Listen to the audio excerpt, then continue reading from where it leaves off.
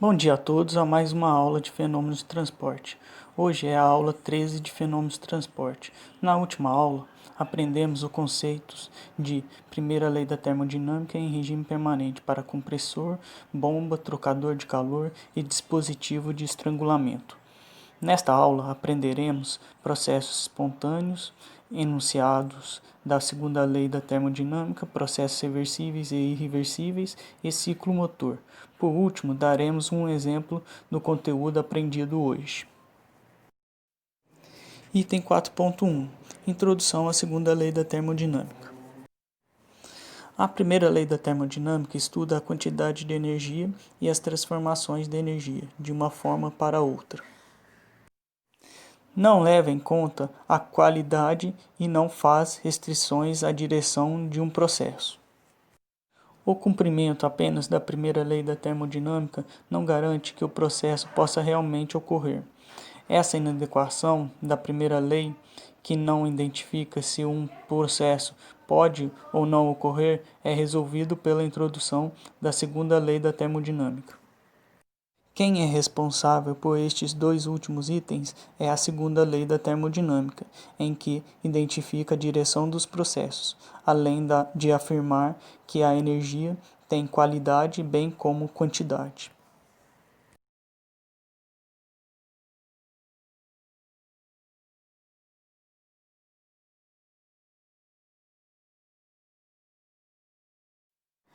Item 4.2 Processos espontâneos. Esta seção visa motivar para a necessidade e a utilidade da segunda lei da termodinâmica. Vamos definir a direção dos processos espontâneos. Para isto, faremos 3 casos. O primeiro é a transferência de calor espontânea de um corpo quente para um corpo frio. Inicialmente, o corpo tem uma temperatura Ti, que é maior que a temperatura ambiente T0. Como sabemos, o calor se transfere do mais quente para o mais frio, ou seja, ela retira a energia térmica do corpo e cede ao ambiente. Como o ambiente é muito amplo, a sua temperatura nunca modifica, pois para modificar precisaríamos de muita energia. Portanto, ao final do processo, o corpo terá a mesma temperatura do ambiente, T0, e o calor cessará de ocorrer.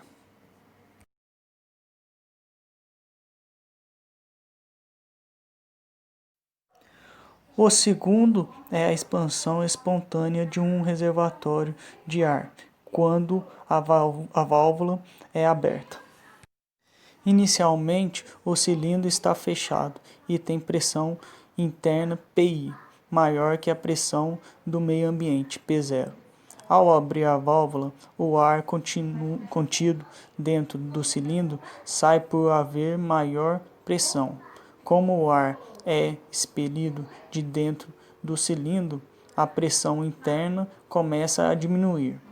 Como o ambiente é muito amplo, a sua pressão nunca modifica, pois para modificar precisaríamos de muita energia. Portanto, ao final do processo, o corpo terá a mesma pressão do ambiente P0 e o ar cessará de escoar para fora do cilindro.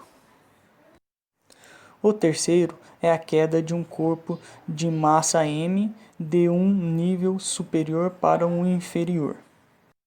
Inicialmente, o corpo está pendurado a uma altura Zi do chão, portanto tem uma energia potencial devido à força da gravidade. Ao cortar a corda que está segurando a massa cai devido à força da gravidade.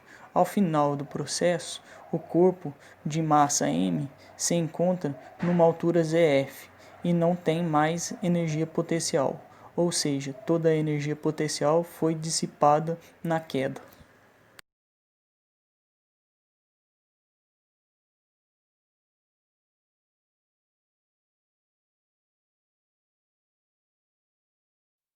Portanto, os processos espontâneos possuem energias que são dissipadas ao meio ambiente, sem que elas sejam transformadas em trabalho. A discussão feita anteriormente pode ser resumida da seguinte forma: toda vez que existir desequilíbrio energético entre dois sistemas, existe oportunidade de gerar trabalho útil, que seria desperdiçado se fosse permitido ao sistema alcançarem o equilíbrio de maneira incontrolada. Exemplo: ao invés de permitir que o corpo da figura 4.1 se esfrie espontaneamente, sem produzir nenhum resultado útil, a energia pode ser entregue por calor a um sistema de potência, gerando trabalho. Os processos descritos na figura 4.1 são aqueles em que a direção da energia pode ser prevista sem maiores problemas. A segunda lei da termodinâmica é uma ferramenta indispensável para definir a direção do processo.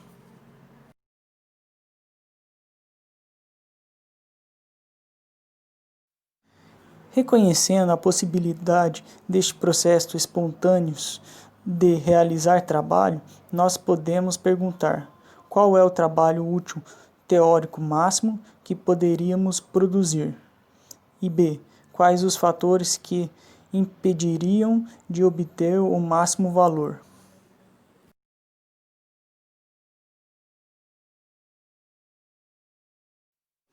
A segunda lei da termodinâmica e suas discussões são úteis para o seguinte: a.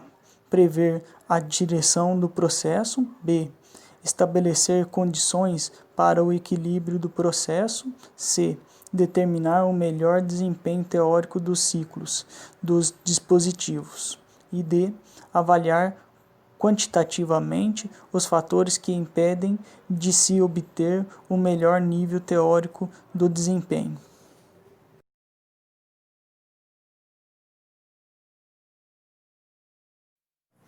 Além disso, a segunda lei da termodinâmica é útil para a. Definição de escala de temperatura independente das propriedades de qualquer substância termométricas.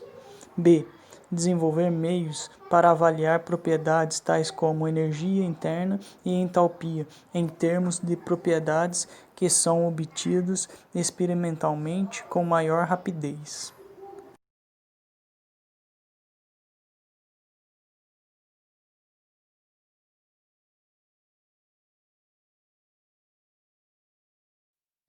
Item 4.3. Enunciados da segunda lei da termodinâmica.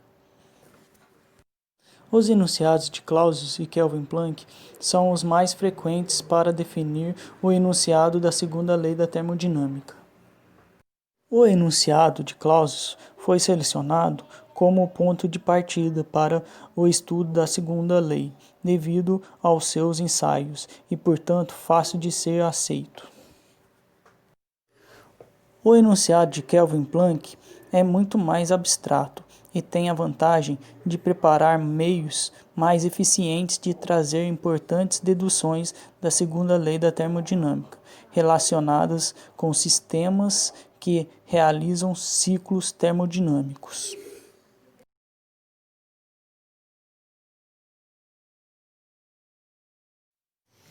Enunciado de Clausius. É impossível para qualquer sistema operar de tal modo que o único resultado seria a transferência de energia por calor de um corpo frio para um corpo quente espontaneamente. Ilustrando o enunciado de Clausius, temos que o calor é sempre transferido do reservatório mais quente para o reservatório mais frio. Este é o processo natural ilustrado pela barra metálica do lado esquerdo da figura 4.4. A barra de metal do lado direito não consegue transferir espontaneamente calor do reservatório mais frio para o mais quente.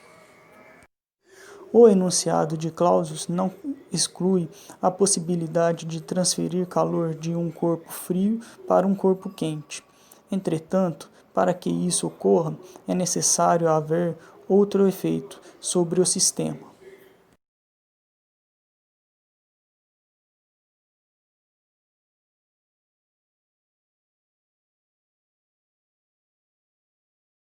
Enunciado de Kelvin Planck. É impossível para um sistema operar segundo um ciclo termodinâmico e entregar um trabalho líquido para sua vizinhança enquanto receba energia por calor de um único reservatório térmico. A ilustração da figura 4.5 mostra o que quer dizer o enunciado, ou seja, que não conseguimos produzir calor utilizando apenas um reservatório. Isto não pode ocorrer, pois não é toda a energia do reservatório quente pode ser transformado em trabalho. Existe uma parte desta energia da fonte quente que deve ser cedido ao reservatório frio e não transformado em trabalho. O enunciado de Kelvin Planck não exclui a possibilidade do sistema realizar trabalho líquido, retirando calor de uma única fonte. Ele só nega a possibilidade do sistema realizar um ciclo termodinâmico, retirando calor de uma única fonte e realizando trabalho positivo. Ou seja, trabalho do ciclo é sempre menor ou igual a zero, onde o símbolo de igual é para ciclo reversível e menor para irreversível. A equivalência dos enunciados de Clausius e Kelvin Planck pode ser demonstrado que a violação de um enunciado implica na violação do outro.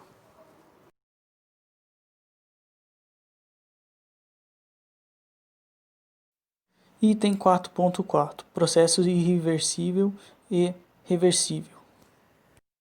Processo reversível. Um processo tem esse nome se ele puder realizar um processo e voltar ao sistema e à vizinhança para o estado inicial.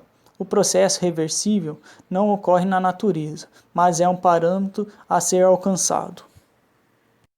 Processo irreversível. Quando o sistema e todas as partes de sua vizinhança não puderem ser exatamente restaurados aos seus respectivos estados iniciais, depois do processo ter ocorrido. Um sistema não é impedido de retornar ao seu estado inicial, porém a sua vizinhança não o retornará. Processo internamente reversível. O sistema é reversível e a sua vizinhança irreversível.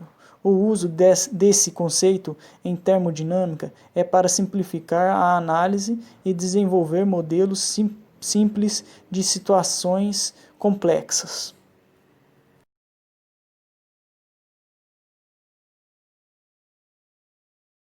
Normalmente, o que pode acarretar irreversibilidades no processo são atrito, expansão não resistida, troca de calor com diferença finita de temperatura, mistura de duas substâncias diferentes, reações químicas espontâneas, corrente elétrica passando através de uma resistência, magnetização ou polarização com esterese, deformação inelástica.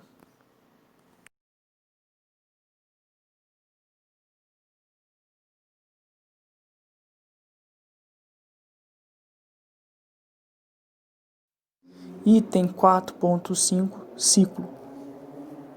Ciclos são máquinas que aproveitam a energia que existe entre dois reservatórios. Assim, temos dois tipos de máquinas: as que realizam trabalho, máquina térmica motora, e as que recebem trabalho, máquina térmica geradora.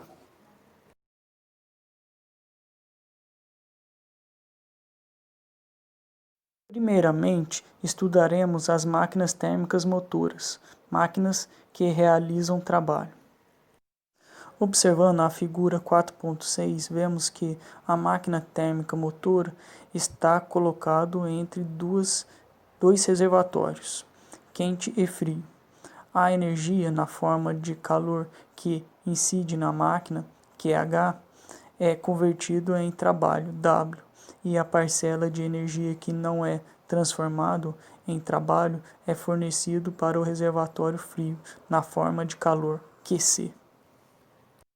Exemplos de máquinas térmicas motoras que fazem este processo são turbinas a gás, máquinas a vapor e motor automobilístico. Se aplicarmos a primeira lei da termodinâmica na máquina térmica motora, tem-se que o calor recebido da fonte quente, QH, menos o calor fornecido para a fonte fria, QC, é igual ao trabalho. O calor recebido tem que ser sempre maior que o cedido para que o trabalho tenha um sinal positivo, ou seja, trabalho realizado pela máquina.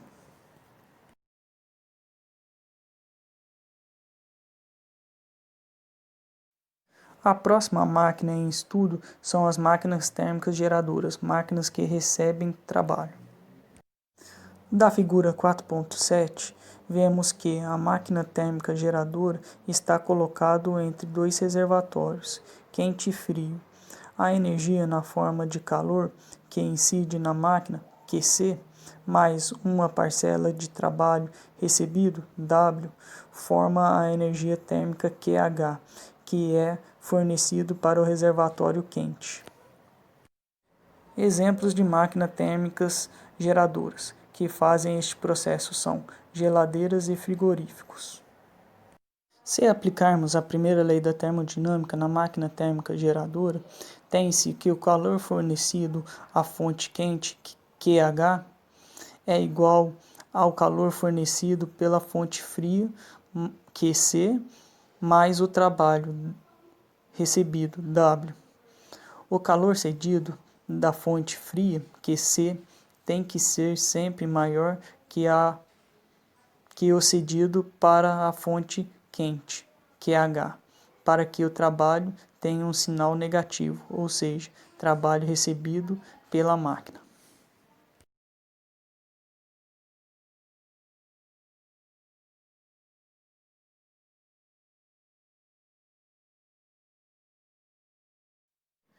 Item 4.6, Teorema para ciclos termodinâmicos. O primeiro teorema a ser visto é o Teorema de Carnot, que limita a eficiência do ciclo motor.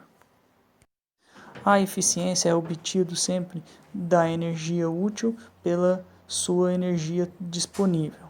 No caso de motores, a nossa energia útil é o trabalho útil, W, e a energia disponível é o calor consumido no ciclo, QH. Assim, fica que o rendimento teórico das máquinas motoras é igual ao trabalho útil pelo calor consumido. Aplicando a primeira lei da termodinâmica no cálculo da eficiência térmica, podemos obter a seguinte expressão: 1 menos o calor cedido para a fonte fria pelo calor recebido da fonte quente.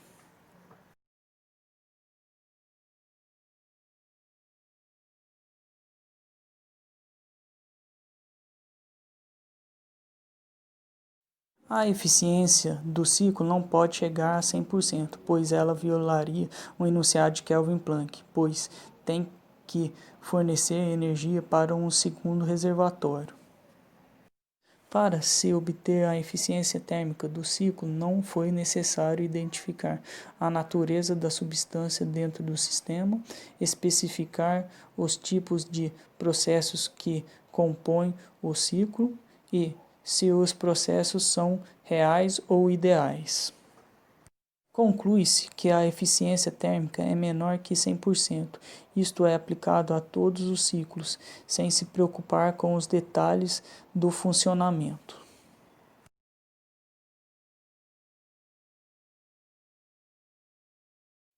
Surgem dois teoremas de Carnot para determinar o maior valor teórico. Primeiro teorema de Carnot diz que, entre dois reservatórios, um quente e um frio, é impossível construir uma máquina motora irreversível que tenha a eficiência térmica maior que uma máquina motora reversível. Segundo teorema de Carnot, diz que, entre dois reservatórios, um quente e um frio, todas as máquinas motoras reversíveis têm a mesma eficiência térmica.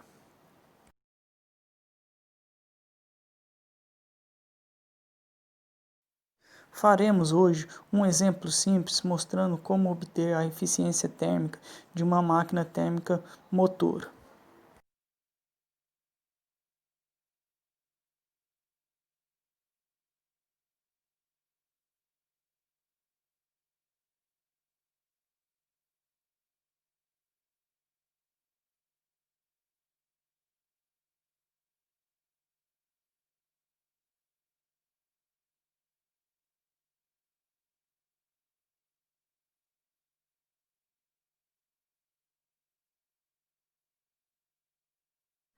Chegamos ao fim de mais uma aula.